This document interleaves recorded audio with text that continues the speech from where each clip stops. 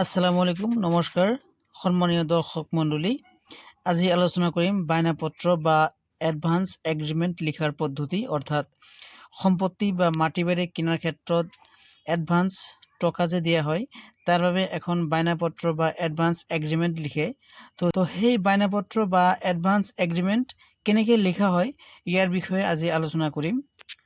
তো ইতিমধ্যে মই এখন এগ্ৰিমেণ্ট বা বায়নাপত্ৰ লিখি থৈছোঁ, পঢ়ি শুনাই দিম আপোনালোকক আৰু সেইমতে আপোনালোকে এগ্ৰিমেণ্ট বা বায়নাপত্ৰ লিখিবলৈ চেষ্টা কৰিব। তো পঢ়ি শুনাই দিওঁ।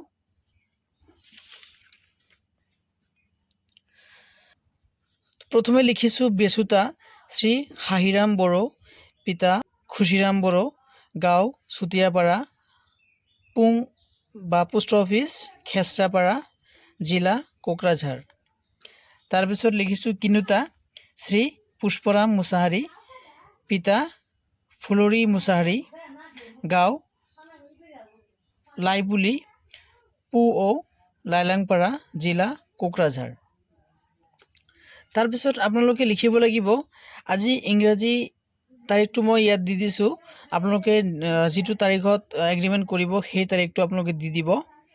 আজি ইংৰাজী 3 ফেব্ৰুৱাৰী 2023 চন তাৰিখে শ্ৰী হাহিৰাম বড়ো আৰু শ্ৰী পুষ্পৰাম মুছাহাৰীৰ মাজত তলত লিখা চুক্তিখন সম্পাদিত কৰা হ'ল।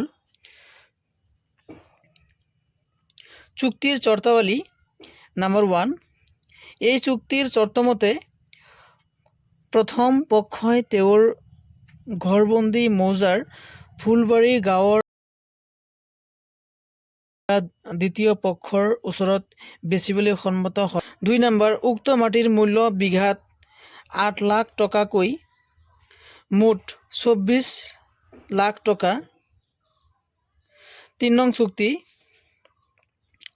উপৰোক্ত দ্বিতীয় পক্ষই উক্ত মাটিখিনি কিনিবলৈ মান্তি হৈ নগদ 4 লাখ টকা বায়না হিচাপে প্ৰথম পক্ষক তলত দিয়া চৰ্ত সাপেক্ষে দিয়ে।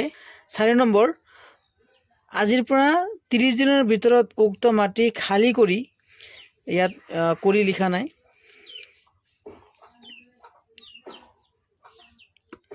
দ্বিতীয় পক্ষক দিব লাগিব।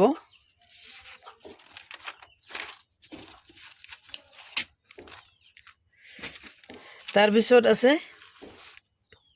5 নম্বৰ, যদি 30 দিনৰ ভিতৰত উক্ত মাটি খালী কৰি দ্বিতীয় পক্ষক দিব নোৱাৰে তেন্তে অগ্ৰিম বায়নাৰ টকা তেওঁ ফেৰত দিবলৈ বাধ্য থাকিব।